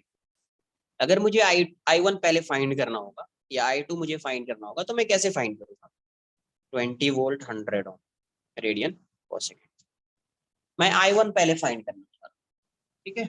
और I1 इसके लिए आरएमएस वैल्यू है। इसके लिए जब अगर मैं सिर्फ इस सर्किट को देखूंगा, ये वाला, राइट, तो इस सर्किट में जब मैं फेजर बनाऊंगा तो ये आपका आर हो जाएगा और ये आपका क्या हो जाएगा, एक्सएल। तो एक्सएल की वैल्यू क्या हो जाएगी, ओमेगा इंटू एल। ओमेगा 100 है और ये इतना है, तो ये 50 ओम हो जाएगा। और आर की वैल्यू भी 50 ओम है। मतलब अच्छा, करंट तो इस डायरेक्शन में होगा, जिस डायरेक्शन में वी आर होगा उसी डायरेक्शन में करंट होगा, आर की डायरेक्शन में करंट होगा, राइट। जेड ऐसा आ जाएगा, इसको Z1 बोल दीजिए आप। और ये एंगल फाई, तो tan फाई की वैल्यू कितनी आएगी, ये 50 है, ये भी 50 है, मतलब 45 डिग्री। तो वोल्टेज क्या कर रहा है यहाँ पे, जो वोल्टेज जेड के अलॉन्ग आएगा ना यार, तो यहाँ पे जो वोल्टेज है अक्रॉस दिस, इसके अक्रॉस जो वोल्टेज आ रहा है वो लीड कर रहा है करंट को। तो voltage leads current I1 by phase, pi by 4। Any doubt? किसी को भी कोई डाउट आ रहा है इसमें? इसके अक्रॉस जो वोल्टेज ड्रॉप आएगा टोटल, और जो करंट फ्लो कर रहा है उसमें फेज डिफरेंस कितने का आएगा, पाई बाय 4, 45 डिग्री का आएगा। I1 के लिए फेजर ड्रॉ कर रहे हैं अपन। तो I1 की वैल्यू क्या हो जाएगी, I1 equals to V R M S by Z1। V R M S तो यही होगा 20 वोल्ट, इसके अक्रॉस भी पैरेलल में है, इसके अक्रॉस भी 20 वोल्ट, इसके अक्रॉस भी 20 वोल्ट। नोट कर लो इतना पहले।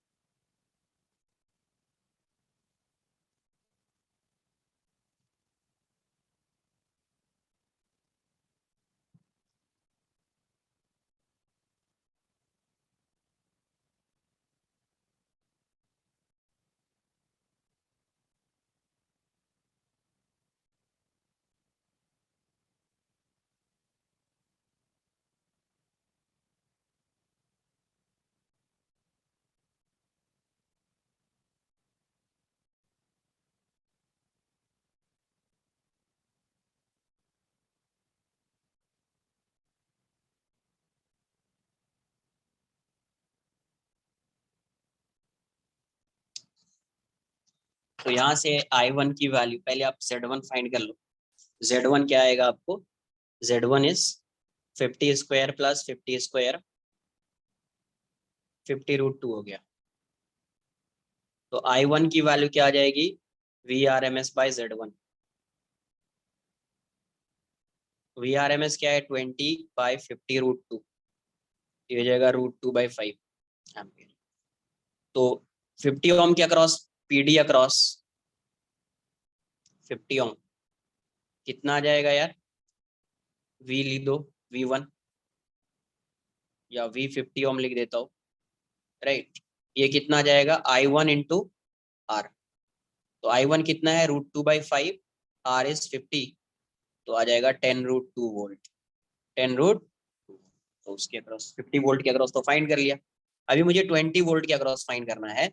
तो अभी वो सर्किट कैसी होगी, ये ऐसा है, ये ऐसा है, और इसके अक्रॉस का जो आरएमएस वैल्यू है, वी आर एम एस, वो 20 वोल्ट है, राइट। तो ये एक्स सी की वैल्यू क्या हो जाएगी, 1/ω/c। तो 1/100 इंटू सी इज, सी कितना, 100 माइक्रोफेरेड, 100 इंटू 10⁶, ये 100 ओम आ जाएगा, राइट। और आर की वैल्यू भी 100 है। तो अगर मैं फेजर बनाऊं तो यहाँ पे फेजर कैसा आएगा, आर यहाँ पे आता है, एक्स सी यहाँ पे आता है, ये 100 है, ये भी 100 है। तो फिर से इसका रिजल्टेंट इस साइड आएगा, V R M S, Z लिख दो अभी, और ये फाइव। करंट तो इस डायरेक्शन में होगा यार, जिस डायरेक्शन में, मतलब जिस रजिस्टर के अक्रॉस करंट होता है, जितना इसके अक्रॉस पोटेंशियल डिफरेंस होगा उसी के, और करंट होगा उसके बीच फेज डिफरेंस जीरो होगा, करंट इस डायरेक्शन में आएगा 8। तो फिर से ये कितना आ गया, 100/100, तो tan फाइव इज 100/100, तो फाइव की वैल्यू कितनी आ जाएगी, 45 डिग्री। फिर से 45 आ गया। अभी यहाँ पे क्या कर रहा है, करंट लीड कर रहा है यार, I2 leads voltage by phase पाई/4। अभी मुझे I2 की वैल्यू चाहिए, तो Z2 क्या हो जाएगा, and Z2 is R² plus XC²। तो यहाँ से Z2 क्या आ जाएगा, ये भी 100 है, वो भी 100 है, 100² प्लस 100², 100√2 आ जाएगा। एंड I2 की वैल्यू क्या हो जाएगी, I2 इज VRMS/Z2, VRMS तो 20 ही है, 20/100√2, ये जाएगा 1/5√2 एम्पियर। तो PD अक्रॉस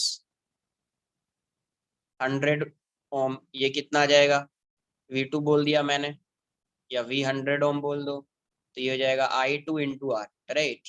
तो 1/5√2 इंटू 100 कितना आ रहा है, 20/√10। ये कितना आ रहा है, ये आ रहा है 10√2, ये भी आ रहा है 10√2 वोल्ट। देखो पहले क्वेश्चन का आंसर तो कर लिया। ठीक है, फेजर इंपॉर्टेंट है भाई साहब।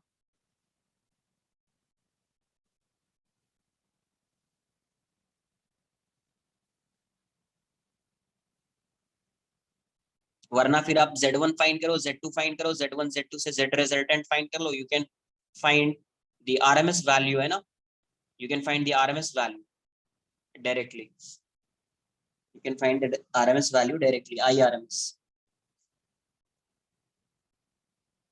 ये नहीं है, इसको फाइंड करने के लिए, I1 I2 फाइंड करने के लिए तो ऐसा ही करना पड़ेगा। जैसे मुझे नेट RMS भी चाहिए ना, टोटल करंट, तो उसको फाइंड करने के लिए क्या करूंगा मैं, Z1 Z2 का जैसे सॉल्व करते थे, टोटल Z मैं फाइंड करने वाला नहीं हूँ, उसके लिए टोटल Z फाइंड करना पड़ता। इम्पिडेंस VRMS पता है 20, डिवाइड कर दिया इम्पिडेंस से, तो you will get the value of IRMS। वो नहीं करूंगा मैं, उसके लिए मैं फेजर ड्रॉ करूंगा, उसके लिए मैं फेजर ड्रॉ करूंगा और उससे आंसर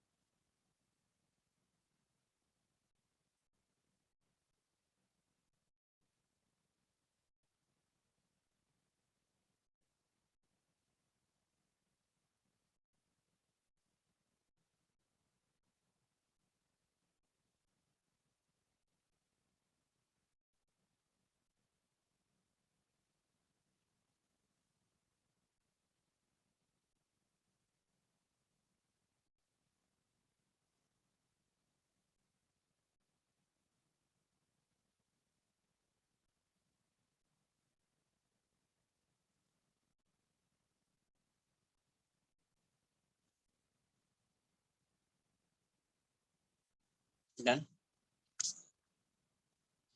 देखो इसका सेकंड पार्ट सॉल्व करने के लिए मैं क्या कर रहा हूँ, फेजर ड्रॉ कर रहा हूँ, ठीक है, वरना Z फाइंड करना थोड़ा डिफिकल्ट हो जाएगा, डिफिकल्ट मतलब कैलकुलेशन ज्यादा है। नोट नहीं किया क्या, नोट कर लीजिए।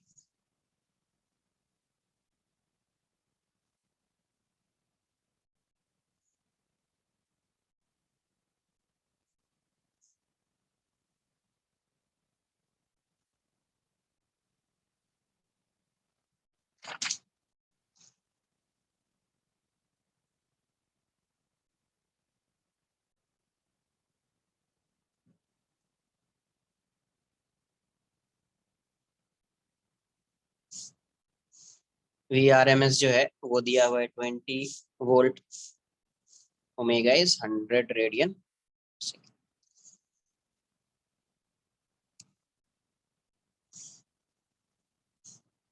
100 माइक्रोफेरेड,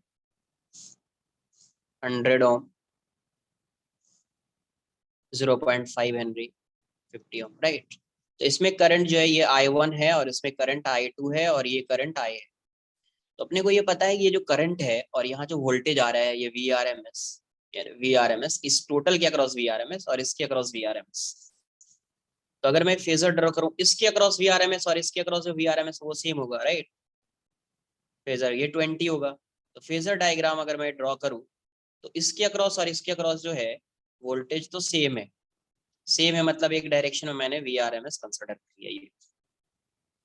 अब इसमें जो करंट है, ये जो करंट I1 है ये क्या कर रहा है, लैग कर रहा है। इससे कितना लैग कर रहा था, 45 डिग्री, मतलब करंट यहाँ पे होगा I1, और इसमें जो करंट I2 है वो लीड कर रहा था 45 डिग्री से, वोल्टेज को लीड कर रहा है। तो वोल्टेज को लीड कर रहा है तो ये I2 है 45 डिग्री से। यही दो करंट है इसमें I1 I2, तो वेक्टर सम 45 45 तो 90 हो गया ना। फिर इसका मतलब इसका जो रिजल्टेंट आएगा ये तो इसी लाइन के अलॉन्ग आ जाएगा, 45 है 45 है। नहीं नहीं कंपलसरी नहीं है, राइट, बिकॉज दोनों की वैल्यू तो सेम नहीं है, दोनों की वैल्यू सेम नहीं है। तो रिजल्टेंट जिस डायरेक्शन में आना है ऐसे ही मैं ड्रॉ कर देता हूँ। सपोज ऐसा कि कौन सा ग्रेटर है, I1 ग्रेटर है। रिजल्टेंट क्या आएगा, डायरेक्ट लिख लो ना रिजल्टेंट। आई की वैल्यू क्या हो जाएगी, √I1² प्लस I2²। फाइंड यही करना है ना, एंगल तो फाइंड करना है। I equals to √I1² plus I2², because 90 degree पे, राइट। नहीं आ रहा है तो 2I1 I2 cos 90, ऐसा भी लिख सकते हो। तो ये वाला टर्म तो 0 हो जाएगा, तो डायरेक्ट ये लिख दो। I1 की वैल्यू कितनी है, I1 इज √2/5। I1 क्या था, √2/5, √2/5 मतलब 2/25 हो जाएगा। एंड I2 इज 1/5 √2 मतलब 1/50, 1/50, राइट।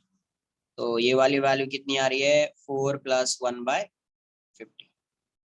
तो 5/50 मीन्स 1/√10।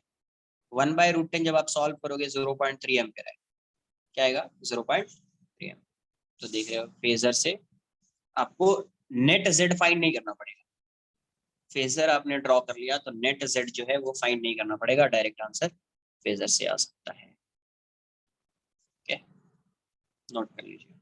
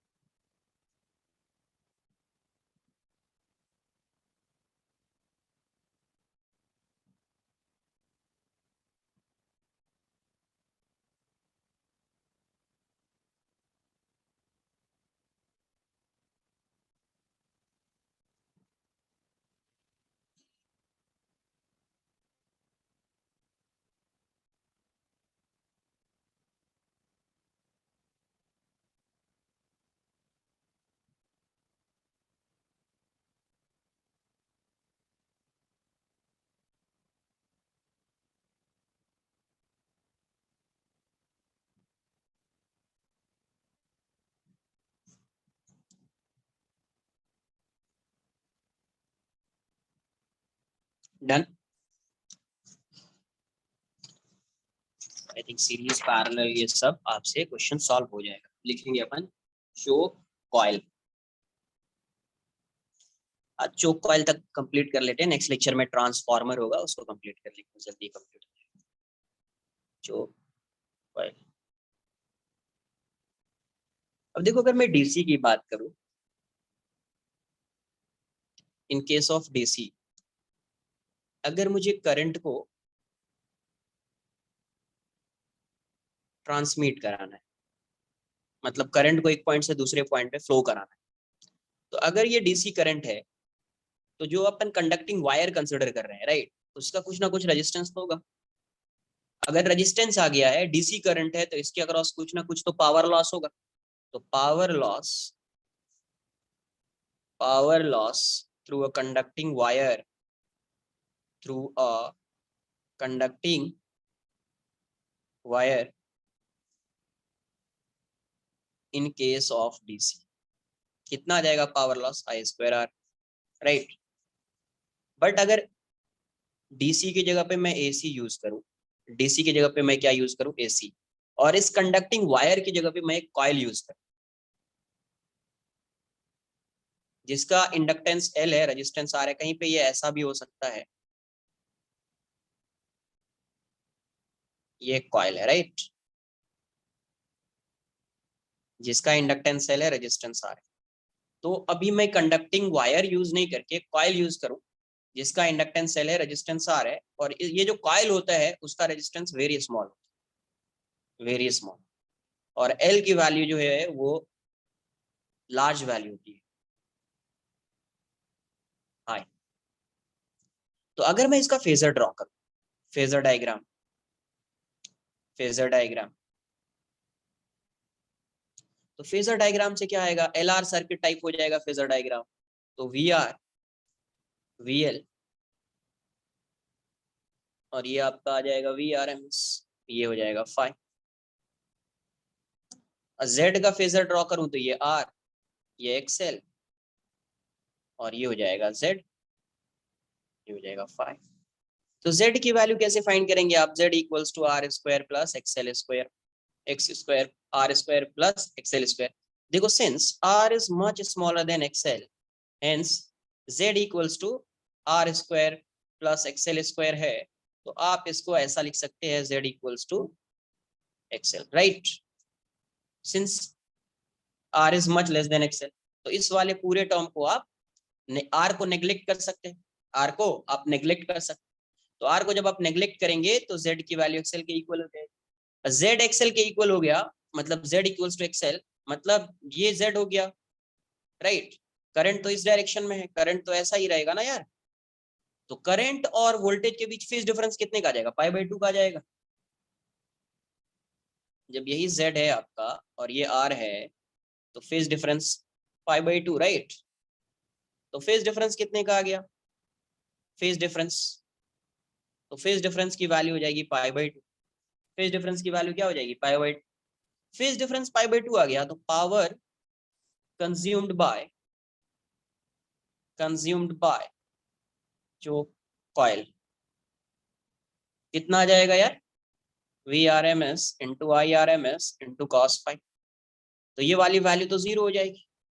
इसका मतलब अगर मैं इस डीसी में अगर आप एक कंडक्टिंग वायर का यूज करते हैं तो इतना जो है पावर लॉस होगा ही, आप इसको रिड्यूस नहीं कर सकते। बट अगर आप एक एसी करंट में आप एक कॉइल का यूज करते हैं, और कॉइल का हमेशा क्या होता है? इंडक्टेंस लार्ज होता है और आर की वैल्यू स्मॉल होती है, राइट। तो इससे अगर आप देखो जेड जो है ऑलमोस्ट एक्सएल के इक्वल हो जाएगा। अगर आर की सपोज वैल्यू जो है आप उसको भी कंसिडर करोगे तो ये जेड जो है ये किसके टुवर्ड्स होगा? एक्सएल के टुवर्ड्स होगा, ऐसा होगा जेड। मतलब फाई की वैल्यू जो है, फाई इज टेंडिंग टू 90 डिग्री, 90 के अप्रॉक्स उसकी जो वैल्यू होगी वो 90 के अप्रॉक्स आ जाएगी, या 80 85 कुछ भी वैल्यू होगी। तो पावर फैक्टर जो होगा वो वेरी लेस होगा। तो power consumed by choke coil जो आएगा वो टेंडिंग टू जीरो होगा। इसका मतलब इस केस में एनर्जी लॉस नहीं होगी, बट इस केस में एनर्जी लॉस होगी। इसलिए क्या करते हैं, एसी के केस में अपन चोक कॉइल का यूज करते हैं, और एसी ही यूज करते हैं ट्रांसमिशन के लिए, डीसी यूज नहीं करते। ट्रांसमिशन के लिए पावर प्लांट से जो करंट आ रहा है वो कैसा करंट होता है? AC current. फिर चेंज होता है वो डीसी, राइट, वो एसी करंट। एक बार नोट कर लीजिए, कुछ पॉइंट्स इसमें ऐड कर लीजिए, नोट कर लीजिए।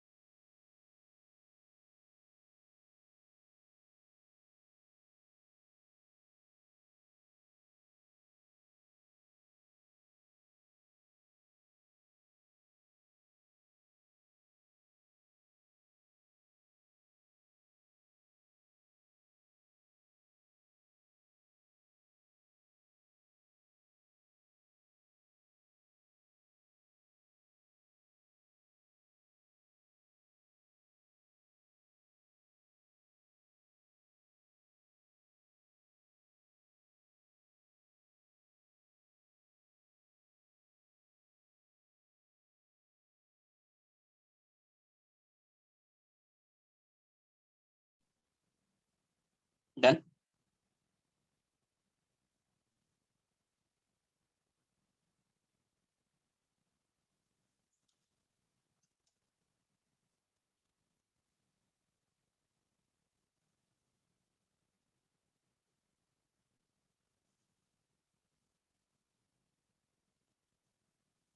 नोट करो मेरे साथ ये सब point. choke coil, choke coil is an inductor having high inductance, and negligible resistance.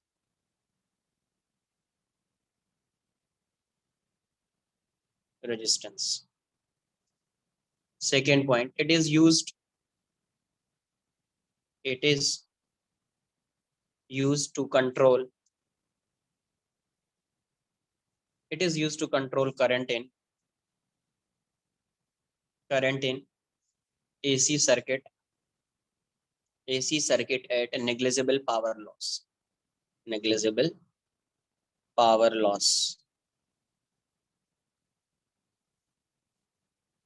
It is used in AC.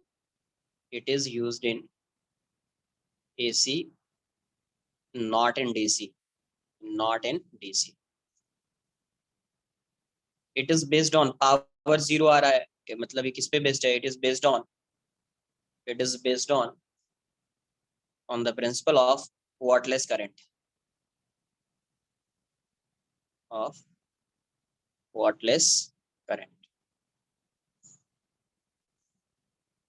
Resistance of an ideal choke coil is zero. एक क्वेश्चन कर ले, कहीं पे कॉइल लिखा उसका मतलब उसमें रेजिस्टेंस भी होगा और इंडक्टेंस भी होगा, ठीक है। अगर जब तक जीरो नहीं लिएगा बोला है या आइडियल कॉइल नहीं बोला है तब तक जीरो कंसिडर नहीं कर।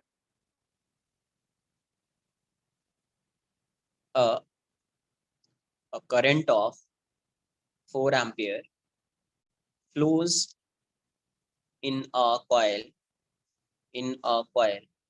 when connected to a 12 volt DC source. If the same coil is connected to a 12 volt 50 radian per second AC source, 12 volt और 50 radian per second, मतलब ये RMS value, right. AC source, a current of 2.4 ampere flows in the socket.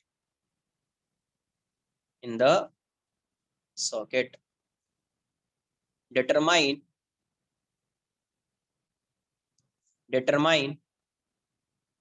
the inductance of the coil. Also find the power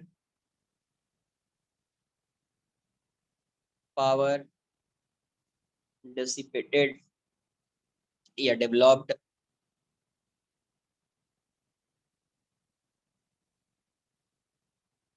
in the socket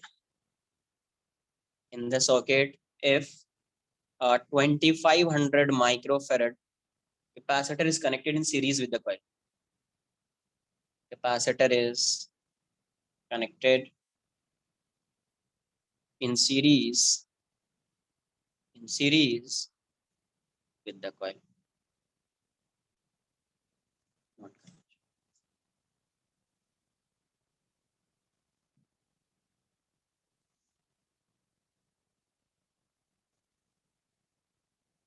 तुम लोग का EM waves हुआ है क्या? Electromagnetic waves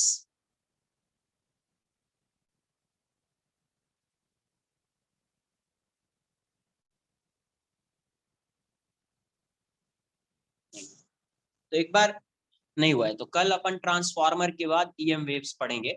EM waves एक बार NCERT से read करके आना, ठीक है।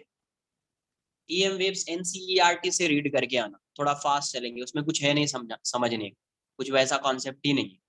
एक दो कॉन्सेप्ट है, उसको थोड़ा अपन वो समझा दूंगा, और फिर कुछ पॉइंट्स होंगे वो नोट करा देना है बस। एक बार आप रीड करके आना ईएम वेव्स, क्लियर। तो कल जो है अपन ट्रांसफार्मर के बाद इस क्वेश्चन को सॉल्व करो पहले, उसके बाद ट्रांसफार्मर, इस चैप्टर में एक ट्रांसफार्मर है वो पढ़ेंगे, और फिर अपन ईएम वेव्स पढ़ेंगे, राइट। एल की वैल्यू क्या आ रही है, 0.08 हेनरी, ओके। एल की वैल्यू 0.08, यस, राइट राइट।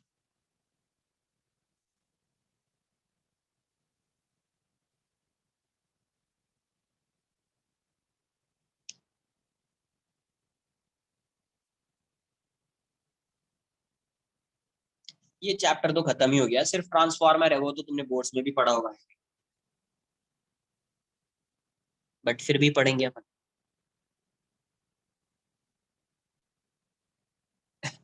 तो देखो, अगर कॉइल की बात करें तो इन केस ऑफ कॉइल, अब कॉइल मतलब ये ना, राइट, यही एक कॉइल है। तो इस केस में जेड जो आएगा वो क्या आएगा, R square plus XL square. तो जेड की वैल्यू क्या हो जाएगी, R square plus omega square L square.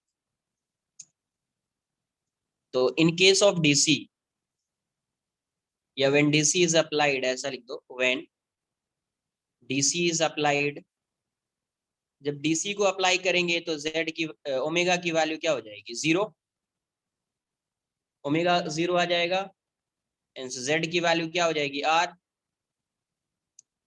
Question में दिया हुआ है कि आई, इस इंस्टेंट पे आई डीसी जो है वो कितना है, आई डीसी इज 4, और आई डीसी आप क्या लिखोगे, 12, दिया हुआ है क्वेश्चन में, 12/z = 4, तो z = 3, therefore r = 3 ओम। तो यहाँ से r फाइंड कर लिया, r की वैल्यू अपने को आ गई 3 ओम, बिकॉज z क्या है, r है। तो यहाँ से अपन ने r फाइंड कर लिया, r अपने को आ गया 3 ओम। और जब एसी सप्लाई कर रहे हैं तो उसमें करंट फ्लो कर रहा है 2.4 एम्पियर। तो V R M S upon Z, वहां से जेड फाइंड करेंगे, और आर अपने को पता है, वहां से एक्सएल आएगा, ओमेगा भी गिवन है तो वहां से एल आएगा।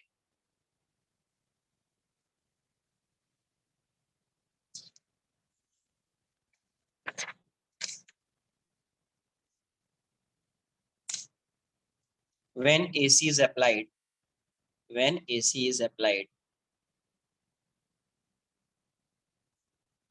तो यहां से क्या आ जाएगा, I R M S is V RMS/Z, right. I R M S 2.4 है, VRMS 12 है, Z, तो Z की वैल्यू कितनी आ रही है यार, 5। Z क्या हो जाएगा, r² + XL² = 5, तो r² + XL² = 25। r की वैल्यू क्या है, 3² + XL² = 25। तो यहाँ से एक्सएल स्क्वायर की value 25 - 9 16, therefore XL equals to 4, XL 4 आ गया, ये क्या आ जाएगा, omega into L equals to 4। तो ओमेगा क्या गिवन है, 12 volt 50 L equals to 4, therefore L equals to 4/50, 0.08 henry दिया जाएगा। अब LCR सीरीज सर्किट बन रहा है वो, राइट, ये बन रहा है कैपेसिटर को ऐड करने से। तो पहले आप एक्सी फाइंड कर लो, एक्सी क्या आ जाएगा, 1/ओमेगा। तो 1/50 इंटू 20, 500 इंटू 10⁻⁶, ठीक है। तो ये वाली वैल्यू कितनी आ जाएगी, ये आ जाएगी 8 ओम। ये कितना आएगा, 8 ओम, 1000/125, 8 ओम, राइट। तो Z की वैल्यू क्या आ जाएगी, Z इक्वल्स टू क्या आ जाएगा आपका, ये हो जाएगा r² + XL - XC²। तो r is 3² + XL is 4, 4 - 8 का स्क्वायर हो जाएगा। तो यहाँ से भी ये 5 बन जाएगा, 5 ओम ही आएगा। ये 5 ओम आ रहा है, तो पावर क्या आ जाएगा, P average is V RMS into IRMS cos phi। तो VRMS तो गिवन अपने को 12, ये क्या आ जाएगा VRMS by Z cos phi is R by Z। तो ये आ जाएगा अपने को 12 इंटू 12 बाय, ये भी तो दिया हुआ है ना 2.4, ये तो गिवन ही था 2.4, और इज 3/5 राइट। तो कैलकुलेट करेंगे तो 17.28 वाट आंसर आ जाएगा। तो ये आपका क्लियर है। आज के लिए इतना ही रहेगा। एक बार नेक्स्ट लेक्चर में ट्रांसफॉर्मर बताऊंगा, और आप रीड करके आना आपको क्या है इलेक्ट्रोमैग्नेटिक वेव से, एक बार रीडिंग लगा लीजिए उसकी NCERT से, ठीक है। बाकी मैं थोड़ा फास्ट करा दूंगा, नेक्स्ट लेक्चर में कंप्लीट हो जाएगा, 1 आवर का है वो टॉपिक कुछ है।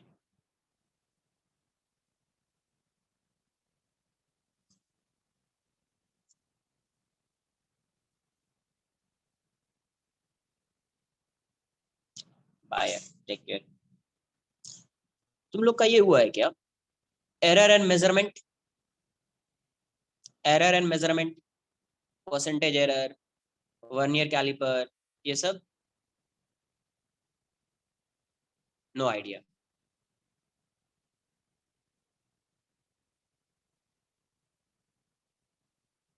बोर्ड्स में पढ़ा क्या ये सब? अरे नहीं हुआ तो बताना पड़ेगा, जेई एडवांस में एक क्वेश्चन आना कंपलसरी है। डायरेक्ट नहीं आएगा तो नहीं आएगा, बट क्वेश्चन में आ जाएगा उसका यूज। हाँ पढ़ा है ना, तो ठीक है ना, वही है सेम। हाँ तो आता है ना, नहीं आ रहा है तो फिर मैं उसको एक्सप्लेन करूंगा किसी दिन, डिस्कस करेंगे उसको, बिकॉज एक क्वेश्चन जेई एडवांस में आना कंपलसरी है। डायरेक्ट नहीं आएगा, बट किसी क्वेश्चन में उसका यूज होगा, होना है।